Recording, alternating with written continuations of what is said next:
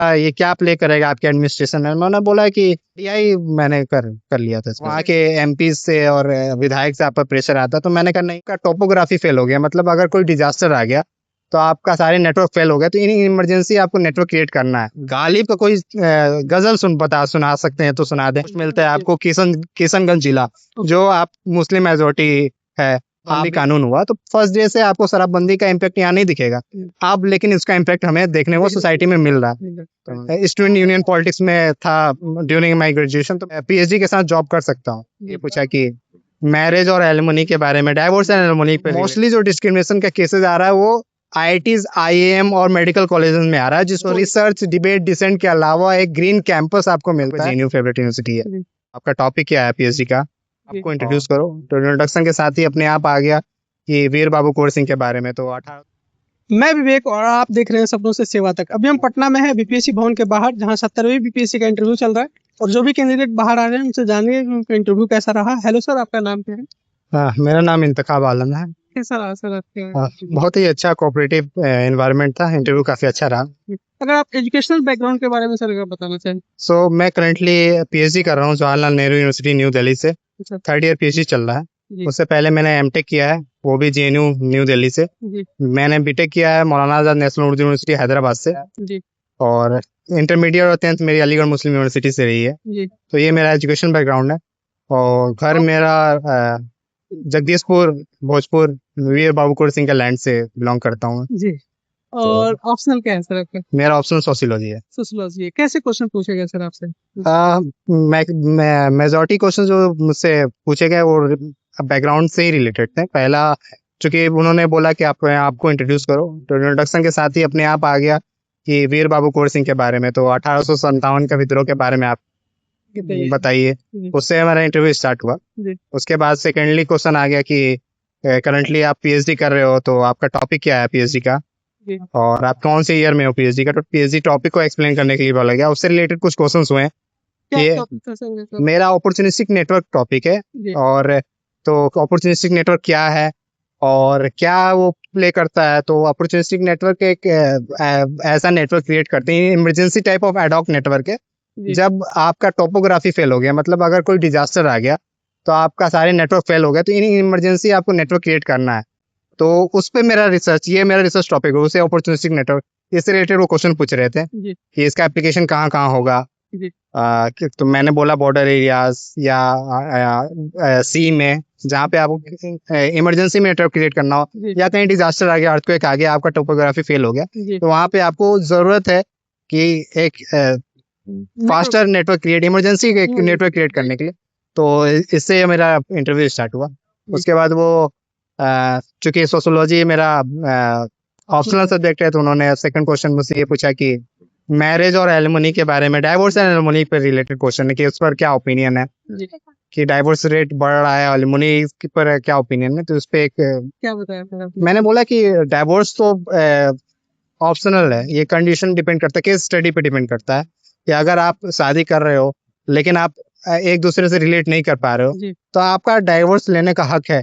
लेकिन जो आजकल नया ट्रेंड स्टार्ट हो गया है कि शादी के 6 महीने पे ही डाइवोर्स और एलिमनी चार्ज किया जा रहा है, वो दुरुपयोग किया जा रहा है किसी भी रूल का, और ये मतलब फ्रीडम का। तो ये केस टू केस स्टडी आप जज करना चाहिए। कुछ केसेस में डाइवोर्स जरूरी है, अगर आप अपने पार्टनर के साथ आप रिलेट नहीं कर पा रहे, खुश नहीं है, तो आपको डाइवोर्स लेने का हक है। और एलिमनी का केस भी यही था, इसीलिए बनाया गया था कि आप अपना लाइफ, एक लड़की अपना लाइफ, अपना कैरियर और प्रोफेशन छोड़ के आपके साथ आती है, तो डिपेंडेंट है यहाँ पे, तो उसका एलिमनी बनता है। तो हाँ, लेकिन वो केस टू केस डिपेंड करता है कि अब जो नया ट्रेंड स्टार्ट हुआ कि 6 महीने पे 8 महीने पे डाइवोर्स लिया जा रहा है, फिर एलिमनी चार्ज हो रहा है इतना, वो गलत है, वो दुरुपयोग किया जा रहा है किसी भी फ्रीडम का। तो इससे क्वेश्चन हुआ। उसके बाद उसके अलावा क्वेश्चन मेरे पास, हाँ, कि चूंकि आप 3 सेंट्रल यूनिवर्सिटी से पढ़ाई की हो, आपका फेवरेट यूनिवर्सिटी कौन सा रहा। मैंने बोला जेएनयू इज मेरा फेवरेट यूनिवर्सिटी। क्यों आपका जेएनयू फेवरेट यूनिवर्सिटी है?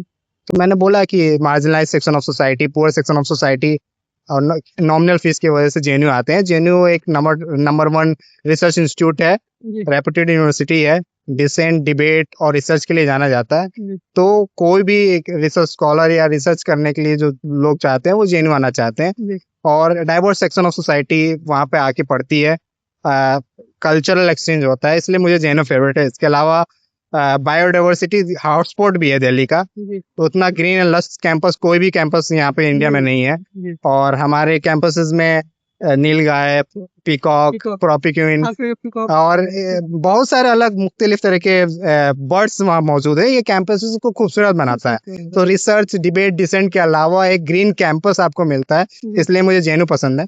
तो जेएनयू से फिर नेक्स्ट क्वेश्चन आ गया कि आप भी यूजीसी रूल एक्ट लाया गया, जी। उस पर आपका ओपिनियन बताइए। हम्म। तो फिर मैंने उस पर ब्रीफली एक्सप्लेन किया कि यूजीसी एक्ट क्यों आया, उसका बैकग्राउंड बताया कि सुप्रीम कोर्ट के डायरेक्शन पे सेंट्रल गवर्नमेंट ने इसको लाई। जी हमारे पास 2012 का यूजीसी एक्ट मौजूद था, लेकिन वो काफी नहीं था। सुप्रीम कोर्ट ने ये कमेंट किया था इस एक्ट पे कि जो कास्ट बेस्ड डिस्क्रिमिनेशन है वो 118% इंक्रीज हो चुका है। जी तो ये डिस्क्रिमिनेशन अभी भी मौजूद है यूनिवर्सिटीज कैंपसेस में। उसको कर्ब करने के लिए अमेंडमेंट चाहिए था, उसके लिए सेंट्रल गवर्नमेंट ने अमेंडमेंट लेके आया यूजीसी एक्ट नया जो आया। तो उस पर उन्होंने पूछा कि आपका क्या ओपिनियन है, तो मैंने कहा कि डिबेटेबल इशू है, ये एक्ट की जरूरत थी क्योंकि कास्ट बेस्ड डिस्क्रिमिनेशन अभी भी मौजूद है। लेकिन एक सेक्शन ऑफ सोसाइटी को अगर लगता है कि उसके साथ डिस्क्रिमिनेशन होता है, उसको भी एड्रेस करने की जरूरत है। मोस्टली जो डिस्क्रिमिनेशन का केसेस आ रहा है वो आईआईटीज, आईएएम और मेडिकल कॉलेजेस में आ रहा है, जिसको इस एक्ट से बाहर रखा गया है। तो ये एक ड्रॉबैक मैंने बताया। रैगिंग को बाहर रखा गया, डिस्क्रिमिनेशन को डिफाइन नहीं किया गया, तो डिस्क्रिमिनेशन को डिफाइन करना था। और थोड़ा सा एक सेक्शन ऑफ सोसाइटी को थोड़ा संशय है कि वो एडिक्विटी कमेटी जो बनेगी उसके मेंबरशिप पे, तो वो कॉन्फ्लिक्ट है, उस पर और एक्सप्लेनेशन चाहिए था। तो हाँ, लेकिन उन्होंने क्या आपको लगता है चाहिए, तो मैंने कहा हाँ चाहिए तो जरूर है, क्योंकि कास्ट बेस्ड डिस्क्रिमिनेशन है और वो डेटा गवर्नमेंट का ही डेटा है। गवर्नमेंट ने ही सुप्रीम कोर्ट में बोला कि 118% इंक्रीज रहा, तो उसकी जरूरत थी। लेकिन कुछ पेनाल्टी या प्यूनिटिव एक्शन भी होना चाहिए कि कोई फाल्स केसेस ना कर पाए, उस पर प्यूनिटिव एक्शन भी होना चाहिए। लेकिन किसी को क्रिमिनलाइज नहीं कर रहा है ये, बस ये रिड्रेसल सिस्टम है कि अगर यूनिवर्सिटी में कुछ इस तरह से कोई डिस्क्रिमिनेशन चीज हो रहा है तो उसको एड्रेस करना है, एड्रेस किया जाए, उसके लिए एक्ट लाया गया। किसी को क्रिमिनलाइज करने के लिए एक्ट नहीं लाया गया है। तो उसके बाद चूंकि मैं ग्रेजुएशन बीटेक मैंने मौलाना आजाद नेशनल उर्दू यूनिवर्सिटी से किया, तो उन्होंने क्वेश्चन किया कि आप कंप्यूटर साइंस है, तो उन्होंने पूछा कि मौलाना आजाद नेशनल उर्दू यूनिवर्सिटी हैदराबाद का तराना किसने लिखा, तो मैंने कहा गुलजार साहब ने लिखा। तो आपको तराना याद है, तो मैंने बोला कि सर मैं अभी रिकॉल नहीं कर पा रहा हूँ। अच्छा, तो आप गालिब का कोई गजल सुना सकते हैं तो सुना दे। तो मैंने कहा सर गालिब का गजल तो नहीं याद है, लेकिन अहमद फराज का गजल की 2 लाइनें मुझे याद है। तो मैंने 2 लाइनें बोली कि सुना है लोग उसे आंख भर के देखते हैं, तो उसके शहर में एक दिन ठहर के देखते हैं। सुना है रब्त है उसको खराब हालों से, तो अपने आप को बर्बाद करके देखते हैं। इतना बोला मैंने कि ये गजल अहमद फराज का है, गालिब का मैं रिकॉल नहीं कर पा रहा था उस वक्त। तो उसके बाद बोला कि करंटली आप अगर आप पोस्ट हो जाते हैं एज ए डिप्टी कलेक्टर या एसडीएम, कोई पोस्ट मिलता है आपको किशनगंज जिला, जो आप मुस्लिम मेजोरिटी है, आप भी एक माइनॉरिटी कास्ट से बिलोंग करते हैं, और वहाँ कुछ राइट का कंडीशन हो जाता है, तो आप क्या करिए, क्या आपका एक्शन कैसा रहने वाला है। मैंने कहा जो भी विधि के अंतर्गत जो मुझे लगता है, क्योंकि लॉ एंड ऑर्डर मेरे अंडर में आ रहा है, तो लॉ एंड ऑर्डर ही सबसे प्रायोरिटी रहना है। जो भी अगर उसमें कल्प्रिट है तो सबसे अंदर वहां पे शांति बहाल करने का पहल करना है, समझौता कराने का, 2 कम्युनिटी के बीच में समझौता कराने की पहल करनी चाहिए प्रशासन को। और लॉ एंड ऑर्डर मेंटेनेंस चूंकि मेरे अंडर में है, तो मैं एनी हाउ जो मेरे रूल के अंडर मेरे जुरिस्डिक्शन में जो आता है मैं वो करूंगा। तो नहीं, उन्होंने अगर वहाँ के एमपी से और विधायक से आप पर प्रेशर आता है, तो मैंने कहा नहीं, हमें रूल को इम्प्लीमेंट करना है। रूल के अंदर का जो हो सकता है पीस बहाल करने के लिए, वो मुझे करना चाहिए। तो करंटली अगर आप पीएचडी कर रहे हैं, आप 3rd ईयर पीएचडी में हैं, अगर आपकी जॉब लग जाती है तो आपका पीएचडी चला जाएगा, तो क्या आप उन्होंने कहा पीएचडी, मैंने कहा कि नहीं, चूंकि मैं अब डिसर्टेशन फेज में आ चुका हूँ, काम मेरा कंप्लीट हो चुका है, प्रैक्टिकल इम्प्लीमेंटेशन हो चुका है, पेपर भी कम्युनिकेटेड है, तो और जो कूलिंग पीरियड होता है यूनिवर्सिटी का मैंने वो पीरियड कर चुका है। तो अब मैं पीएचडी के साथ जॉब कर सकता हूँ। जी तो फिर वो क्वेश्चन था कि आप ये क्यों जॉब करना चाहते हैं कि आप पीएचडी कर रहे हैं, आप अच्छा एक अच्छा एकेडमिक लाइफ ले सकते हैं, आप सोसाइटी को इस तरह से भी कंट्रीब्यूट कर सकते हैं एजुकेशन के इम्पार्ट में।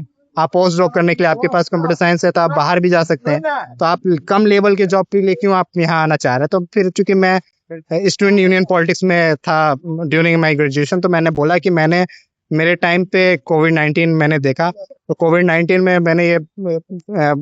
में बहुत सारे स्टूडेंट्स हॉस्टल्स में स्टैंडर्ड थे, तो एडमिनिस्ट्रेशन कैसे प्ले किया उनके सबके साथ, उनको वहां से इवैक्यूएट किया गया, स्पेशल ट्रेन चलाई गई, उसमें एडमिनिस्ट्रेशन के रोल से कैसे मैं काफी प्रभावित था। उससे मैंने सिविल सर्विसेज में आने का सोचा, क्योंकि ये काफी डेली टू लाइफ आप इम्पैक्ट कर सकते हैं किसी के लाइफ सिटीजन का। जी तब उससे मैं इम्पैक्ट था, इंस्पायर्ड हुआ था। जी तो इस तरह से मेरा इंटरव्यू, फिर मैं कहा थैंक यू। और हॉबी वगैरह से क्वेश्चन हाँ हॉबी से मेरा क्वेश्चन हुआ कि आज मेरा हॉबी क्या है, तो मैंने बोला गार्डनिंग है। तो किस तरह गार्डनिंग करते हैं, मैंने कहा टेरेस गार्डनिंग करता हूँ मैं।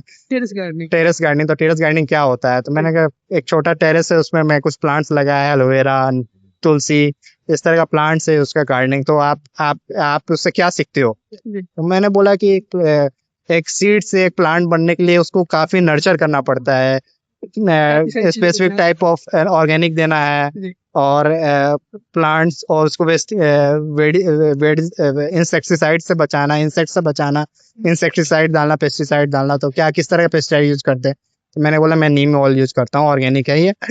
ओके, तो क्या आपको क्या सीखने को मिलता है, इससे क्या मिलता है। तो मैं बोला कि डेली लाइफ में रिसर्च और तैयारी के बीच में जब मैं कुछ वक्त अपने पौधे के साथ बिताता हूँ, तो मुझे काफी पॉजिटिविटी फील होता है जी और काफी पॉजिटिव साउंड होता है। तो क्या प्ले करेगा आपके एडमिनिस्ट्रेशन में। मैंने बोला कि जैसे एक सीड से प्लांट बनता है, तो उसको नर्चर करना पड़ता है, उसको टाइम देना पड़ता है। जी उसी तरीके से कोई भी पॉलिसी आती है गवर्नमेंट की, तो एक दिन में उसका इम्प्लीमेंटेशन करके उसका आउटकम नहीं आ आपको सकता। नहीं आ सकता आपको पब्लिक को जागरूक करना पड़ेगा। जी तो जैसे कि शराबबंदी कानून हुआ, तो फर्स्ट डे से आपको शराबबंदी का इम्पैक्ट यहाँ नहीं दिखेगा, आप लेकिन इसका इम्पैक्ट हमें देखने को सोसाइटी में मिल रहा है। तो मैंने कहा ठीक है, बेस्ट ऑफ लक करके कंक्लूड हुआ मेरा interview। आपका बोर्ड क्या था सर और गंगा बोर्ड, गंगा बोर्ड से बोर्ड मेंबर होता है उसके बारे में तो नहीं पता। अच्छा ठीक है विशेष से ओवरऑल आपके हिसाब से आपका इंटरव्यू अच्छा रहा इंटरव्यू तो मैं ठीक ही मानूंगा। ठीक वैसे है से और लगा मेंस कैसा गया था सर मेंस से ठीक गया था, मतलब I am not able to जज कि मेंस कैसा गया, कैसे लेकिन मैं अपने आप में फील करता हूँ कि मैं इससे पहले भी मेंस दिया था, उससे मेरा बेहतर था मेंस। जी तो पहले वाले में बेहतर था हाँ, पहले से बेहतर था। पहले मैं वाले इससे से पहले मेंस क्लियर नहीं कर पाया था, ये जी। मेरा सेकंड अटेम्प्ट है, जी फर्स्ट इंटरव्यू है। तो उससे पहले से बेहतर मैंने मेंस लिखा था। डीआई के साथ था सर इसमें डीआई मैंने कर लिया था इसका। वैसे आपका फूड प्रेफरेंस में फर्स्ट डीएस था सेकंड और वैसे ही अच्छा डीवाईएसपी और हाँ, आई होप सर आपका जो भी आपने फूड प्रेफरेंस डाला है पहले से ही आपका चयन हो जाए all the best sir thank you interview देने के लिए congratulation thank you so much sir thank you sir